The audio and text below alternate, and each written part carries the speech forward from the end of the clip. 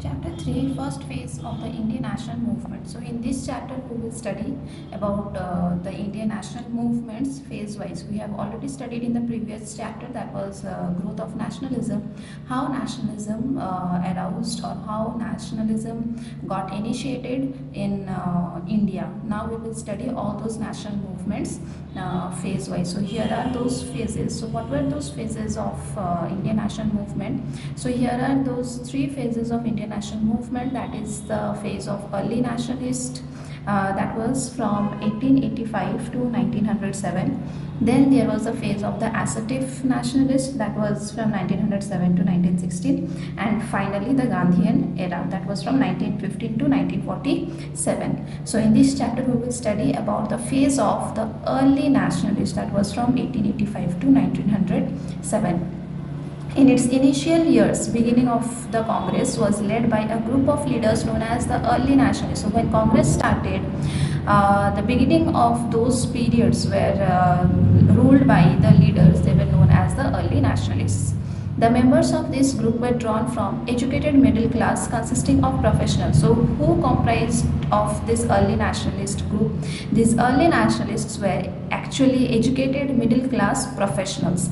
Professionals like lawyers, barristers, teachers and officials who drew inspiration from Western thought. So these early nationalists, they draw their inspiration for getting independence from the Western thought.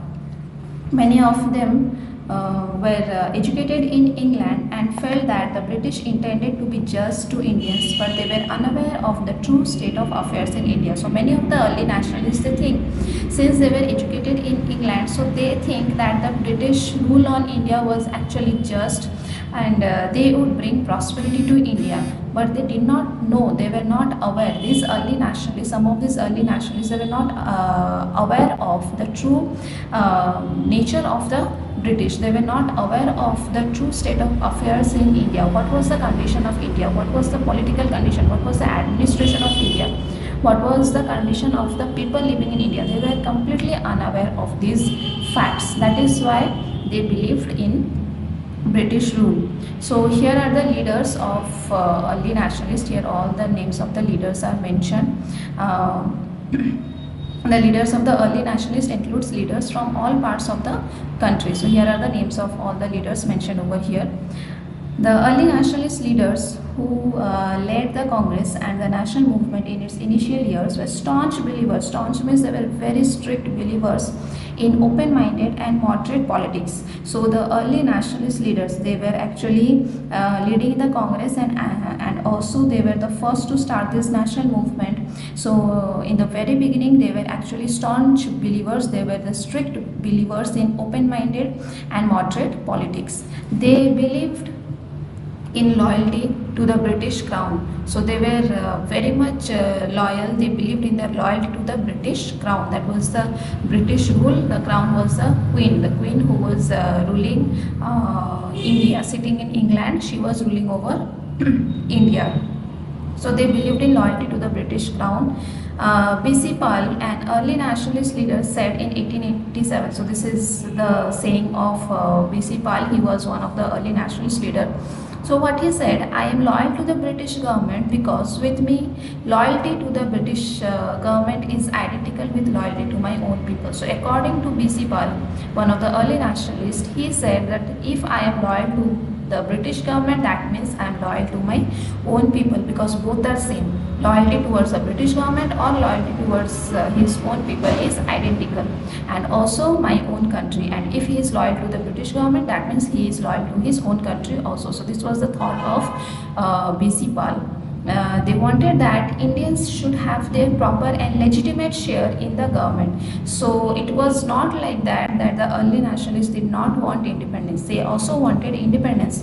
So that is why their aim was to get self-independence or a self-governing country but they wanted it within the framework of British rule. They were neither denying British rule nor they were denying independence. They wanted both. They wanted independence, but within the circle, within the framework of the British rule. So that is why it is written here that they wanted that the Indians should have proper and legitimate, means legal share in the government. They asked for constitutional and other reforms within the framework of the British rule. So they wanted constitutional reforms, they wanted other kind of changes in the country, administrative changes, political changes they wanted, but that should be within the framework of the British rule, as they had faith in the British sense of justice and fair play. Because according to these early nationalists, the British were the British rule was just, and the British rule had also fair play. They believed that continuation of the British connection with India was in the interest of both England and India. So according to them, if British government continued in India, then that will be the betterment of India also and England also. They concerned themselves with the demand for reforms. Their demands were moderate in nature, but they put forward their demands. The early nationalists, they put forward their demands of a self-governing country, but those demands were not strict, or those demands were not rigid, but those demands were moderate in nature. So here we will study the beliefs of the early nationalists, the beliefs that the early nationalists had towards the British government. The early nationalists had faith in the sense of justice, fair play, honesty and integrity of the British. This we already studied, that the early nationalists were staunch believers in the British rule, because according to them the British rule was just, fair play, they were honest and integrated also. It was their hope that the British would grant home rule to Indians, and they were also hoping, the early nationalists were also hoping, that someday the British government will grant home rule to Indians, means a self-governing country to the Indians. They relied on the solemn pledges made by the British government. They were completely dependent on the pledges, the promises that were made by the British government. They believed that the British rule had many benefits. Benefits like it aided means it helped in cleansing social ills like sati, untouchability and child marriage. So the early nationalists, they believed that because of the British rule today, India is completely cleansed from all these social evils that were existing before the British rule. The social evils like sati, untouchability, child marriage, these were all existing before the British rule. But now India is cleansed of all these social ills, and this is only because of the British government. They were of the opinion that Britain would help Indians govern themselves according to Western standards. They were also supported the fact that India should be ruled according to the Western standards, and that can be done by the British government. They said that the main obstacle in India's progress was social and economic backwardness of Indians and not the British colonial rule. So according to the early nationalists, the hindrance or the obstacle in the way of Indian development was the backwardness of social and economic backwardness that was faced by India. So that was the obstacle in the way of India's development, not the British colonial rule. British colonial rule was not the obstacle, but India's own social and economic backwardness was the obstacle of India's development. They they depended on constitutional and peaceful methods to achieve their aims. So this is the most important feature, you can say, of early nationalists, that they wanted constitutional reforms but in a peaceful way. They wanted self-governing country but in a peaceful way. They believed in patience and reconciliation. They believed in patience towards the British government, and reconciliation means they compromise. They believed in compromise rather than in violence and confrontation. Demands of the early nationalists. So now we came to know that the early nationalists were very strong believers in the British government. They had their own opinions towards the British government. They had their own positive opinions towards the British rule. Now we will study the demands of the early nationalists. So they demanded, these were all the demands of the early nationalists, but again I am saying you, these demands they did not put forward in a violent way, but they demanded it in a peaceful way, because they knew that if they will be violent, if they will put forward their demands violently, then the British will take every measures to suppress their demands. So that is why all these demands were put forward, but in a peaceful way. So these were the demands. First is the constitutional reforms. The early nationalists demanded some kind of constitutional reforms. So what were those constitutional reforms? We will study. The early nationalists wanted a larger share in the government of their country. They believed that eventually India should move towards democratic self-government. So the early nationalists, they demanded that in the government of the country, the Indians should get a larger share. The Indians should get a larger part in the government of the country, and eventually they wanted India to progress towards the democratic self-government. However, they did not ask for immediate achievement of their goal, as they feared that the government would suppress their activities. So as I told you, they wanted this kind of constitutional reforms, but not immediately, because they knew that if they wanted immediate achievement, or if they were violent, then the Britishers will suppress their activities. So that is why they aimed at winning freedom through a gradual process, slow process. They made the following demands. So these were all the constitutional demands. What were they? First is abolition of Indian Council, expansion of legislative council and legislative assemblies, that was both at the central level also and in the provinces also. They wanted this expansion. Then increase in the membership of Indians by including some members elected by local bodies. They wanted that there should be increase in the membership of the Indians in the British government. And how they will increase the membership? That is by including some members elected by local bodies like chambers of commerce, universities, etc. in these councils, and by giving greater powers to them. So they wanted not only the number to be increased, but they wanted that sufficient power should also be given to these Indian members. They demanded Indian control over the public pursuit and raised the slogan. So they also demanded that in every public issue there should be Indian control, not British control, but Indian control.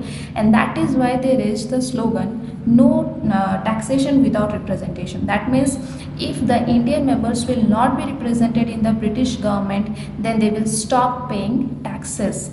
So no taxation, there will be no tax without representation.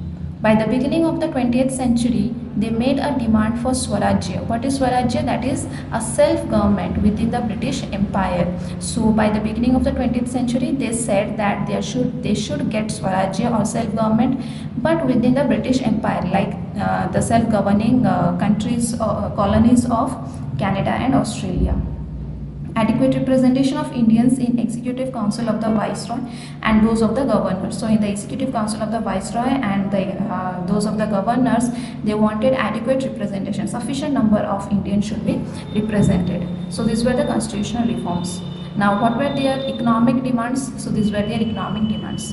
First is reduction in land revenue, that is reduction in the taxes from the land, and protection of peasants against unjust demands of the zamindars. The peasants should be protected against the unfair demands that was made by the zamindars. Second is reduction in expenditure, that is reduction in the spending on the army, and the money thus saved to be spent on welfare activities such as health and education. So they wanted that the money that is being unnecessarily spent on army, that should be saved, and that money should be spent on the welfare activities such as health and education.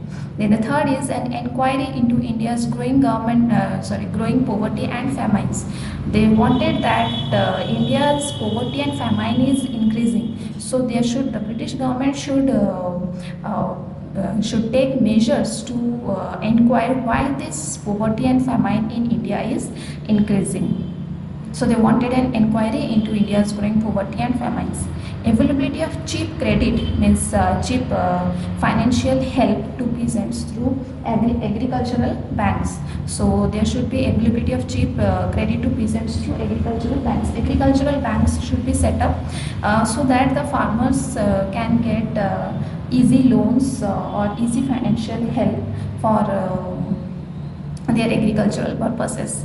Then fifth point is development of banking, irrigation, medical and health facilities for the people. Then sixth is industrial growth through trade protection. Trade protection means the exports, they they can export without any heavy tax. The exports should not have any kind of heavy tax, or there should not be any kind of restriction on any kind of trade. So they wanted that there should be trade protection, or the British made goods, like earlier we have studied that the British made goods were imported, and the indigenous goods of India, the indigenous industries of India were declined, because they wanted to make India the market for the British goods. So that thing should be stopped. They wanted that India should have industrial growth through trade protection. That means that a heavy tax should be imposed on imported goods. So there should for imported goods, the goods that were coming from outside countries, so to stop that kind of import, heavy tax should be imposed on such kind of imported goods, and government should give loans for the development of iron, coal, paper and sugar industries in India. The government should give loan for the development of these industries in India. So this kind of industrial growth they wanted, and this was the trade protection that they demanded from the British. Then last is total abolition of salt tax and the duty on sugar, since salt and sugar are the essentials that was required by every common people. So they wanted that this kind of salt tax and the tax on sugar should be abolished. So these were the economic reforms. Now the administrative demands that was put forward by the early nationalists. So what were they? Demand for Indianization of services through simultaneous Indian civil service examinations in England and India. So the Indian civil service examination that was going on in England and India, there should be Indianization of such kind of services. The Indians can participate in such kind of exams or in such kind of services. Complete separation of the executive and the judiciary. They made this demand to protect Indians from the arbitrary acts, means unnecessary acts of the police and the bureaucracy, so that the police and the bureaucracy, they cannot misuse their power. So that is why they wanted complete separation of the executive and the judiciary. Then is increase in the powers of the local, that is municipal bodies, and reduction of official control over them. The local bodies should get sufficient power, and the officials, the government officials should not have control over them.